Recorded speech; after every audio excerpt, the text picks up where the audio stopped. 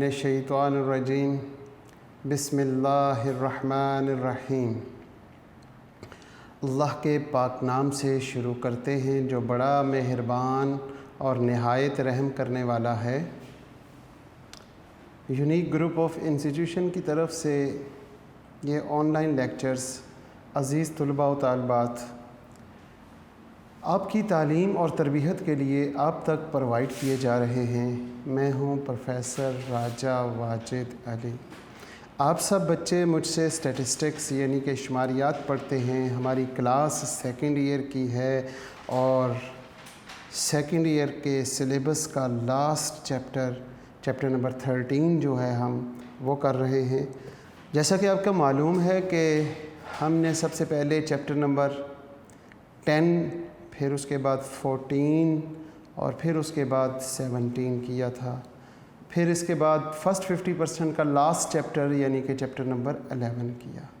इस तरह हमने फ़र्स्ट 50% सिलेबस कंप्लीट करने के बाद सेकंड 50% जब शुरू किया तो सेकंड 50% में 4 चैप्टर थे। उनमें सबसे पहले हमने चैप्टर नंबर 15, फिर उसके बाद 16 और फिर उसके बाद 12 और अब लास्ट चैप्टर 13 जिसका नाम हाइपोथेसिस टेस्टिंग है वो कर रहे हैं। इस चैप्टर में जो स्मार्ट सिलेबस की वजह से हमने सिर्फ 3 एक्सरसाइजें करनी हैं और वो 3 एक्सरसाइजें हैं 13.1, 13.2 और 13.3। बस ये 3 एक्सरसाइजें करने के लिए हमने ये स्मार्ट, इससे आगे वाली एक्सरसाइजेस हमारे सिलेबस में नहीं हैं। इनमें से भी हमने 13.3 हमने सबसे पहले कर ली है, 13.2 अब हम कर रहे हैं और 13.1 जो है वो कंप्लीट सिलेबस है, कंप्लीट डेफिनेशन है इस चैप्टर की। हस्ब मामूल हम अपने लेक्चर का आगाज़ रिज़्क़ की दुआ से करते हैं। अल्लाहुम्मा उर्ज़ुक़नी रिज़्क़न हलालन तय्यबन मुबारकन मिन इंदिक, आमीन। आज के लेक्चर का आगाज़ हमने क्वेश्चन नंबर 8 से करना है। क्वेश्चन नंबर 8 से रिलेटेड जो अहम पॉइंट था वो हमने लास्ट लेक्चर में सीखा कि अगर सैम्पल साइज़ लेस देन 30 हो और पॉपुलेशन स्टैंडर्ड डेविएशन या पॉपुलेशन वेरिएंस अननोन हो, सैम्पल साइज़ लेस देन 30 हो और सिग्मा या पॉपुलेशन वेरिएंस अननोन हो तो हम टी टेस्ट यूज़ करते हैं। तो ये क्वेश्चन नंबर 8 से ऑनवर्ड सारे के सारे जितने भी सवाल हैं ये टी टेस्ट से रिलेटेड हैं। हम क्वेश्चन नंबर 8 टी टेस्ट का फार्मूला मेरे बच्चों को याद होना चाहिए। Number 1, n is less than equal to 30 and sigma is unknown. तो फिर हमने टी टेस्ट यूज़ करना है। जी, कौन सा टेस्ट यूज़ करना है? वेरी गुड, हमने यूज़ करना है टी टेस्ट।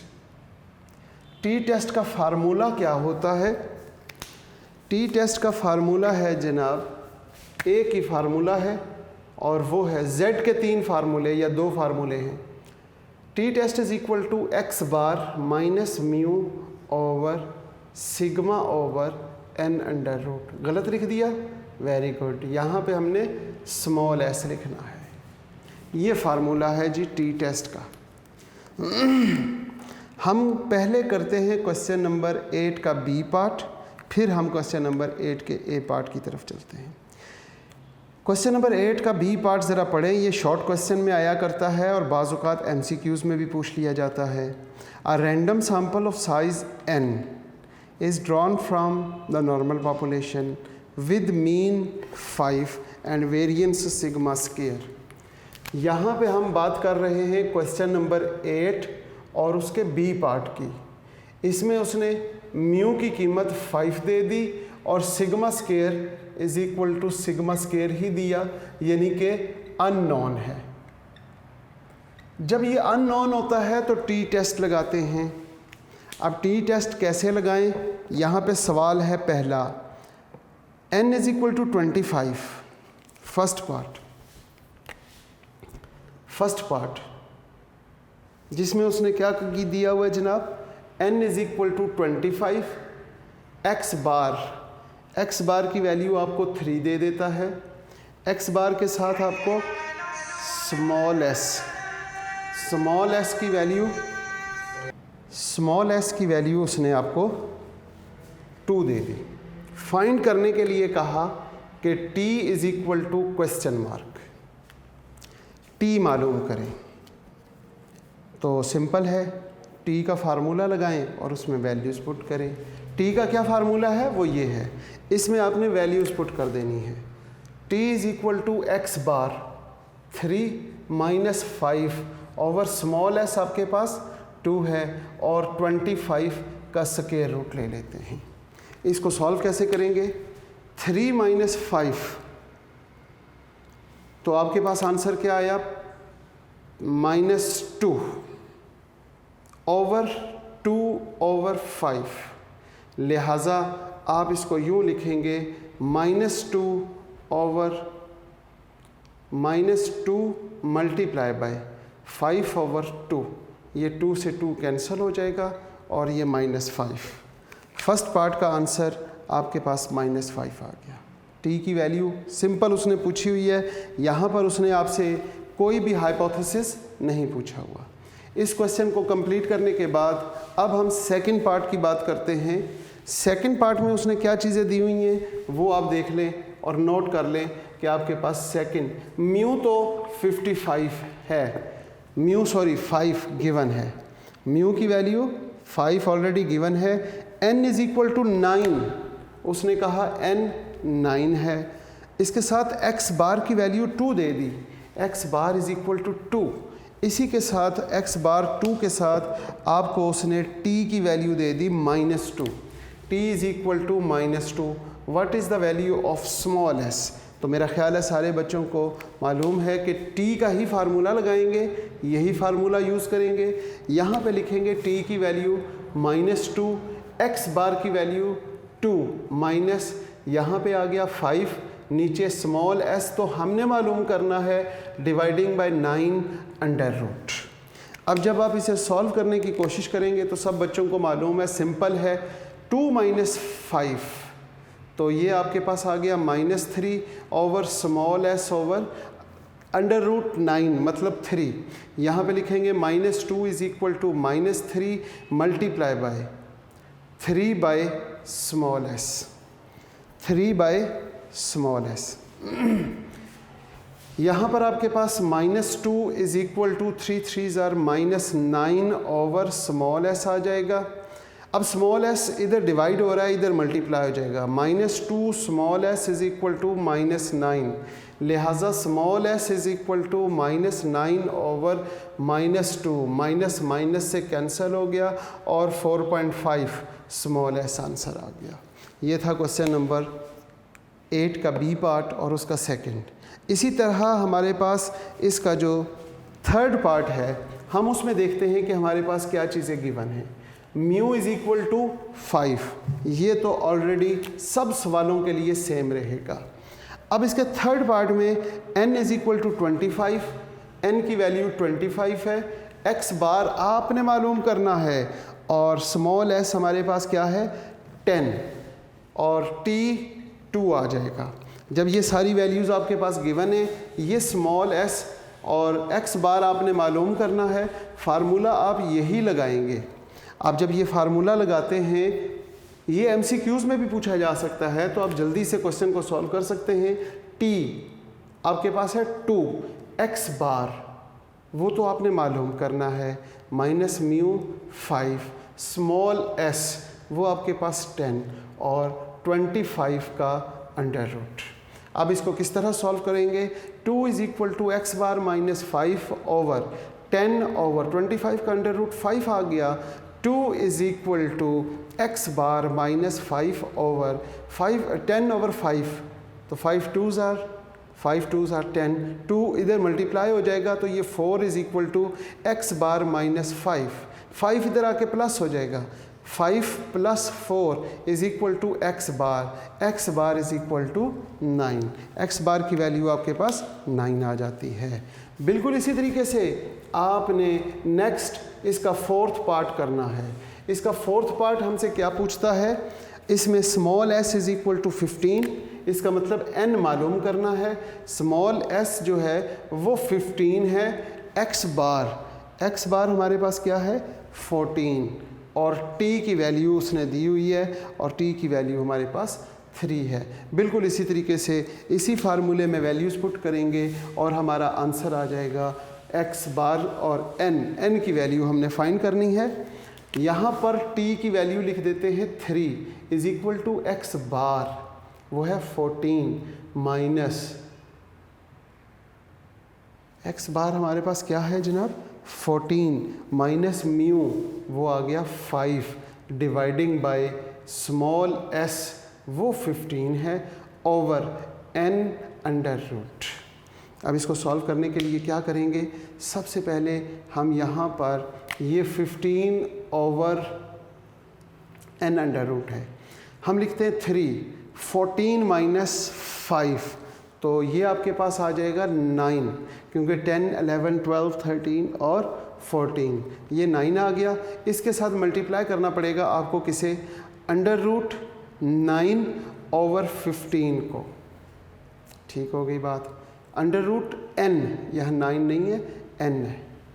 अब 3 के टेबल से कैंसिल करते हैं, 3 3 ज़ार 9 और 3 5 ज़ार 15, 5 3 ज़ार 15 होता है, लिहाजा 3 is equal to 3 under root n over 5 आ गया।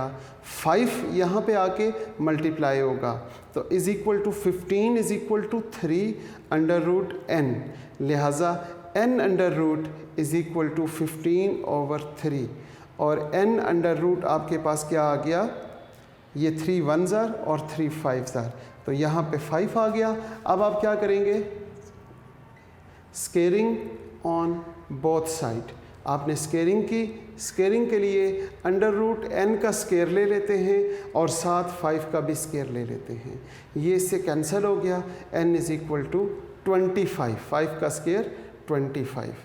इस तरीके से हमारा ये जो क्वेश्चन है, क्वेश्चन नंबर 8 का बी पार्ट, उसके तमाम पार्ट्स मैंने समझा दिए हैं। अब क्वेश्चन नंबर 8 का ए पार्ट करते हैं, जिसमें हमने 6 के 6 स्टेप्स जो टेस्टिंग ऑफ हाइपोथेसिस पर मुश्तमिल हैं वो करेंगे और फार्मूला टी टेस्ट का यूज़ करेंगे। ये हमारी प्रैक्टिस थी टी की वैल्यू फाइंड करने के लिए, और टी से रिलेटेड जो इसमें बाकी 3 अननोन वैल्यूज़, कोई एक अननोन वैल्यू हो तो उसे कैसे मालूम करते हैं टी टेस्ट में लगा के, वो हमने देख लिया। अब हम देखते हैं क्वेश्चन नंबर 8 है और 8 का ए पार्ट। क्वेश्चन नंबर 8 और इसका बी पार्ट हम पहले कर चुके हैं, ए पार्ट। सबसे पहले n हमारे पास सैम्पल साइज़, ए पार्ट में भी उसका फर्स्ट पार्ट देखते हैं। n सैम्पल साइज़ 16 है, ठीक है जी। सैंपल मीन x बार, सैंपल मीन और सैंपल स्टैंडर्ड डेविएशन, ये दोनों चीज़ें गिवन है। सैंपल मीन 11 और estimate the variance of sample, estimated value यानी 81, ये वेरिएंस है तो स्केयर करके 81 लिख लेंगे, और ये आपके पास 11। आपके पास जैसे ही s स्केयर दिया जाएगा तो आपने क्या करना है, यहाँ से s की वैल्यू निकालनी है और वो आ जाएगी 9 का स्केयर 81 होता है। इसके साथ उसने हाइपोथेसिस 2 दे दिए और साथ ही लेवल ऑफ सिग्निफिकेंस दे दिया। n क्योंकि लेस देन 30 है और सिग्मा अननोन है तो टी टेस्ट लगेगा। सबसे पहले नंबर पे हम क्या करते हैं, स्टेप नंबर 1 लिखते हैं। हमारे पास स्टेप नंबर 1 हाइपोथेसिस, इसमें हम क्या लिखते हैं जनाब, H0 और H1। स्टेप नंबर 2 जिसका नाम है level of significance, level of significance में हम सिर्फ अल्फ़ा की वैल्यू लिखेंगे। स्टेप नंबर 3 बात करते हैं और इसका नाम है जनाब टेस्ट स्टैटिस्टिक। इसमें हम सिर्फ एक फार्मूला लिखेंगे जो यूज़ करते हैं, और इसके बाद नेक्स्ट स्टेप है कैलकुलेशन। कैलकुलेशन में फार्मूले में वैल्यूज़ पुट करके हम कंप्लीट करते हैं। नेक्स्ट स्टेप हमारा जो है वो क्या है, क्रिटिकल रीजन। क्रिटिकल रीजन में हम टेबल वैल्यू देखते हैं और लास्ट स्टेप हमारा कंक्लूजन।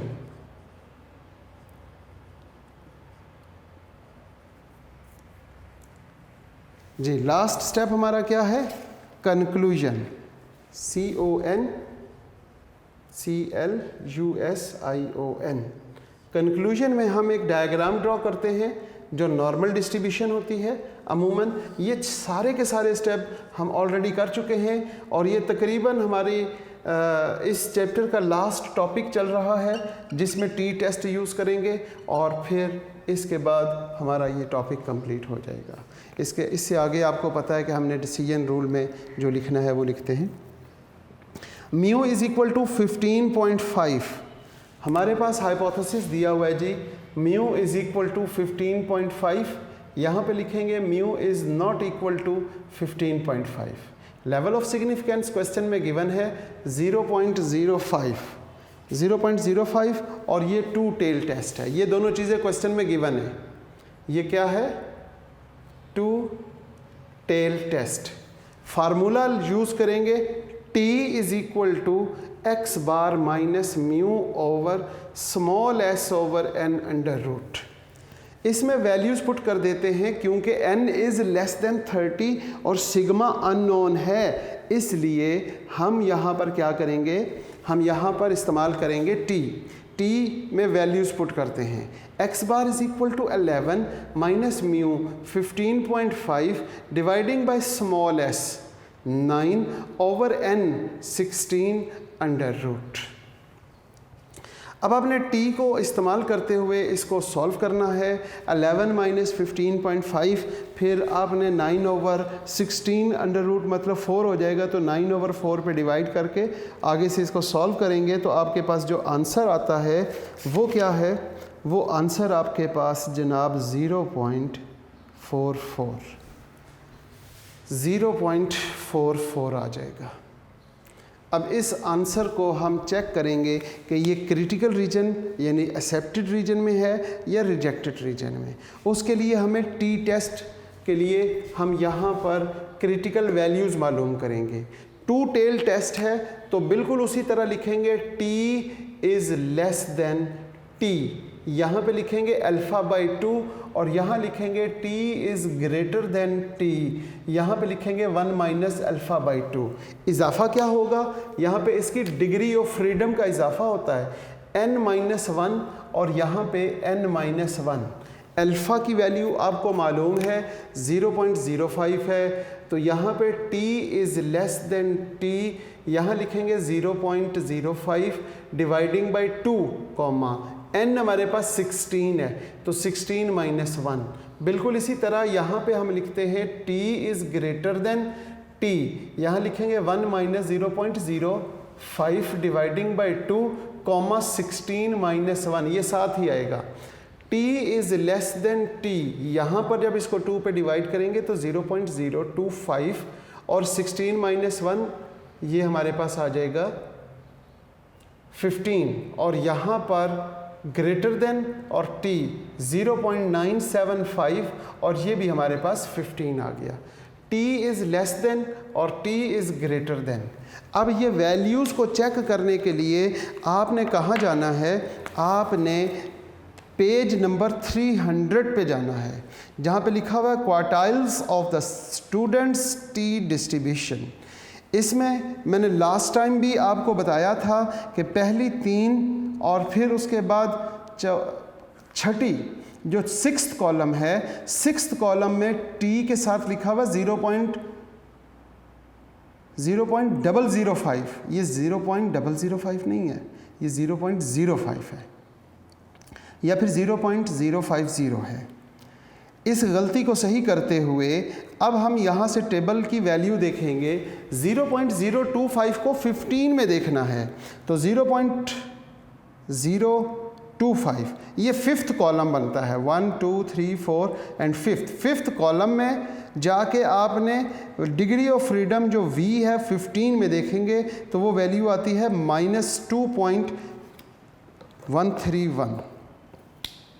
आपने यहाँ पे वैल्यू लिख ली -2.131 और 0.975 जो पेज नंबर 301 पर है, और 0.975 जो है वो आपके पास 1 2 3 4 फोर्थ कॉलम में मौजूद है, और फोर्थ कॉलम में आपने 15 में देखा तो 2.131 वो भी यही आ गई लेकिन प्लस के साथ 2.131। अब आपने टेबल से जो वैल्यू देखी वो अपनी डायग्राम में ड्रॉ करनी है। 2 टेल टेस्ट है तो दोनों तरफ टेल बनेगी, दोनों तरफ टेल जो बनी, जो लेफ़्ट साइड पे टेल बनेगी वहाँ पे वैल्यू आएगी -2.131, और जो राइट साइड पे आपके पास वैल्यू है वो पॉजिटिव वैल्यू, वो राइट साइड की टेल की वैल्यू है और वो है 2.131। अब जनाब आप अपनी वैल्यू देखें 0.44, ये कहाँ पे लाई कर रही है? ये एक्सेप्टेड रीजन में लाई कर रही है या फिर रिजेक्टेड रीजन में लाई कर रही है? ये बिल्कुल ठीक कह रहे हैं, ये एक्सेप्टेड रीजन में लाई कर रही है 0.44। तो हम लिखेंगे since the calculated value of z is equal to 0.44 lies in accepted region। क्या लिखेंगे? lies in accepted region, so we accept at not at 5% level of significance। लिहाजा हमारा हाइपोथेसिस एक्सेप्ट हो जाता है। ये था हमारा क्वेश्चन नंबर 8 का फर्स्ट पार्ट, जिसमें हमने 15.5 हमारे पास 2.062 t की वैल्यू 0.01। बिल्कुल इसी तरह हम नेक्स्ट क्वेश्चन देखते हैं, जिसमें हमारे पास 1 टेल टेस्ट है, ये 2 टेल टेस्ट है। इस क्वेश्चन में हमने यहाँ पर हाइपोथेसिस लिखते हुए 15.8, यहाँ पर ये 15.8 लिख दिया था, जबकि यहाँ पर हमारे पास है is equal to 10। 1 tail test है। अगर ये 2 टेल टेस्ट के बजाय, इस वैल्यू के बजाय हम लिख देते हैं, क्या लिखें? 10 और लेस देन इक्वल टू के साथ यहाँ पर आ जाए हमारे पास लेस देन इक्वल टू 10 और ग्रेटर देन 10। ये हमसे यहाँ पर हमारे पास वैल्यू आएगी 10, क्योंकि कैलकुलेशन मैंने पहले से की हुई थी, ये वैल्यू सेम रहेगी। और इसी तरीके से इसमें हमारे पास 0.01 लेवल ऑफ सिग्निफिकेंस 0.01 था। तो जब यहाँ पे 0.01 लिखेंगे तो 0.01 और यहाँ पे भी हम 0.01 लिख लेते हैं। इसको 2 पे डिवाइड करने पर हमारे पास आंसर आएगा जनाब 0.005, और यहाँ पर क्या आएगा? जब आपने 0.01 को 2 पे डिवाइड किया तो 0.05 और यहाँ पे 0.995 आ गया। अब जब आप 0.955 को देखते हैं तो 0.005 को जब आप टेबल में देखें या 0.99 को देखेंगे तो वो वैल्यू आ जाएगी 2.602। तो यहाँ पर वैल्यू आ गई 2.602 और यहाँ पे 2.602। अब यहाँ पर वैल्यू क्या लिखेंगे? -2.602 और यहाँ पे प्लस के साथ 2.602। अब आपकी वैल्यू 0.44 दोबारा से इसके बीच में आ रही है एक्सेप्टेड रीजन में, तो हम उसे एक्सेप्ट कर लेंगे। इसी तरह इसका जो नेक्स्ट पार्ट है सेकंड, उसमें n की वैल्यू 25 है, 8 जो है वो सैम्पल साइज़ है।